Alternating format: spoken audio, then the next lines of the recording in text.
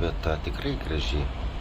Ir šiaip nustebino pats viešbutis. Aš galvoju, kad pačiam centre įsikūręs Tarkapas ir Karona bus labai triukšminga, bet puikiai garso izoliacija, nieko nesikirti. Vėdinimas superinis. Šaldo puikiai, reguliuoti puikiai. Baseinas puikus ir tas šalčio bangą iš karto pajutau, tai yra ant kiek komfortiškai viduj, pajutau dabar va išlindęs. Kiek dabar laiko pas mus? Be 5:10 ryto. Va, sėdžiu pavėsyje, kaip matot. O toks šilumos pliūpsnis, toks smūgis, kad atrodo, nežinau, lyg nupirti būčiau ėjęs, kaip Jurga sako, granai kaip iš pirties.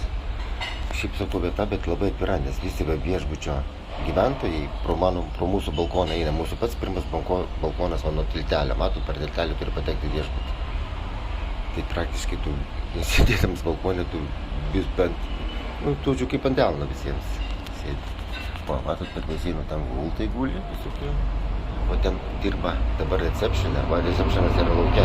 Matot, tai dirba ta mergina, tai yra Sopana, kuri ir man padėjo visas prekes nusipirkti ir susivežti. Tiksliau nusipirkau aš pats, bet jų atvežimą sureguliuoti. Gaila, dabar jos nesimato, Sopanas. Bet be jos būtų, prekės gal ateitų, bet labai sudėtingų kelių, sudėtingų būdų, nes tą jų kurjeriai nemoka angliškai, nei, žodžiu, tik savo kalbą moka, būtų problemų. Ypač kai adresas blogai parašytas, o adresas blogai parašytas nebuvo mano. Aš pats įsiaiškinu, kad čia Vasatos klaida ir parodžiu tai Sopanai. Čia sakau, žiūrėkit, rodo gerą adresą, dabar aš paspaudžiu edit, bet nieko nedarau, tik paspaudžiu edit, jau rodo jį blogą. Jeigu aš nieko nedarau, iškontau, dėl jį rodo gerą, jeigu aš padarau edit save, kaip užsaukau, nieko nedaręs, tik paspaudžiu save, jau rodo blogą adresą. Žodžiu, visišką nesąmonę.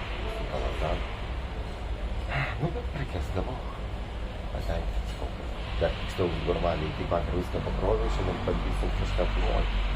O Jurga tai jau suskaičiauja kažką. Nes nors mes tik įsilenkis pusapšių nesusakėm, bet jinai įsidūdė nueito. O, pareina, pažiūrėkit, Jurga, pavajok. Filmuoju, matėt? Pagavau pareinančią iš pusryčių. Gerai, iki visiems.